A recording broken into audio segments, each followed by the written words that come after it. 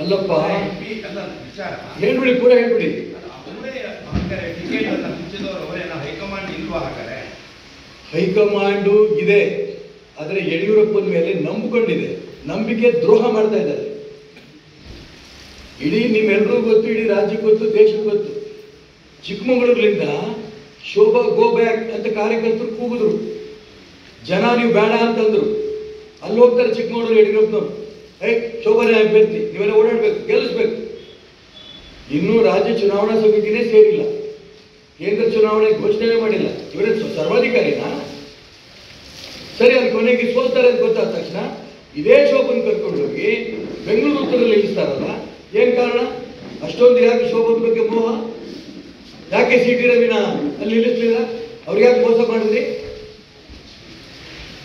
ಹಿಂದಿನ ಚುನಾವಣೆ C T Ravi ಸೋಲಿಸಿದ್ದು ಯಾರು ಅನ್ನೋದು ನಾನು ಇವಾಗ ಹೇಳಲ್ಲ.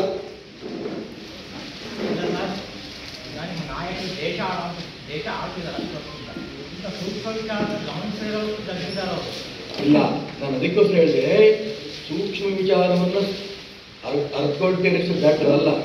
ಆದರೆ ಕರ್ನಾಟಕ ರಾಜ್ಯದಲ್ಲಿ ಅನೇಕ ವರ್ಷ ಪಕ್ಷ ಕಟ್ಟಿದ್ರು ಯಡಿಯೂರಪ್ಪನವರು, ಅನಂತಕುಮಾರ್ ಅವರು, ಶಂಕರ್ ಮೂರ್ತಿಯವರು, ಈಶ್ವರಪ್ಪನವರು, ಇವರೆಲ್ಲರೂ ಜೊತೆಗೆ ಒಳ್ಳೆ ಕೆಲಸ ಮಾಡ್ಕೊಂಡು ಬಂದಿದ್ದಾರೆ, ಮುಖ್ಯಮಂತ್ರಿ ಆಗಿದ್ದರು, ಅನುಭವಿಸಿದ್ರು. ಅನ್ನೋ ಅನುಭವದ ಆಧಾರದ ಮೇಲೆ ಇಷ್ಟು ವರ್ಷ ಪಕ್ಷದಲ್ಲಿ ಇದ್ರಲ್ಲ, ಅದರ ನಂಬಿಕೆ ಮೇಲೆ ಅವರಿಗೆ ಸ್ವಲ್ಪ ಜವಾಬ್ದಾರಿ ಜಾಸ್ತಿ ಕೊಟ್ಟಿದ್ದಾರೆ,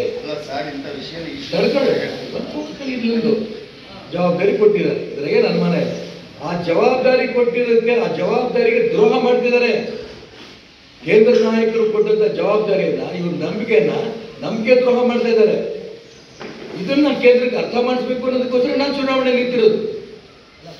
ಅವರಿಗೂ ಒಂದು ಮಾಹಿತಿ ಇರುತ್ತೆ, ತಮ್ಮ ಸುದ್ದಿಗೆ ಪ್ರಶ್ನೆ ಅವ್ರ ಕೇಂದ್ರ ನಾಯಕರಿಗೆ ಇಲ್ಲಿ ಪಕ್ಷ ಸೋಲತ್ತ ಗೆಲ್ಲಲ್ಲ ಅವರು ಕೂಡ ಯೋಚಿಸ್ತಾ ಇರ್ತಾರೆ. ನೋ, ಇದು ನಾನು ಅದಕ್ಕೆ ಹೇಳ್ತಿರೋದು, ಇಲ್ಲಿ ಕೇವಲ ಸೋಲು ಗೆಲುವಲ್ಲ,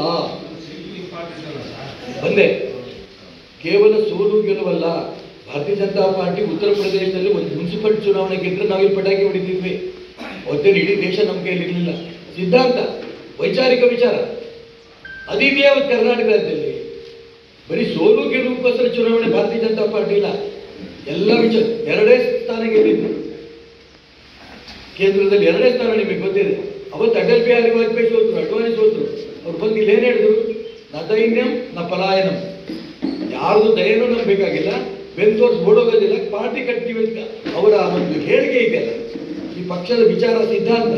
ಆ ಸಿದ್ಧಾಂತ ಇವತ್ತು ದೇಶದಲ್ಲಿ ಭಾರತೀಯ ಜನತಾ ಪಾರ್ಟಿ ಅಧಿಕಾರಕ್ಕೆ ಬಂದಿರೋದು, ನರೇಂದ್ರ ಮೋದಿ ಪ್ರಧಾನಮಂತ್ರಿ ಆಗಿರೋದು.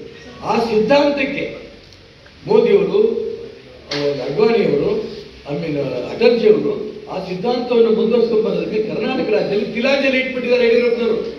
ಅದಕ್ಕೋಸ್ಕರ ಈ ಹೋರಾಟ.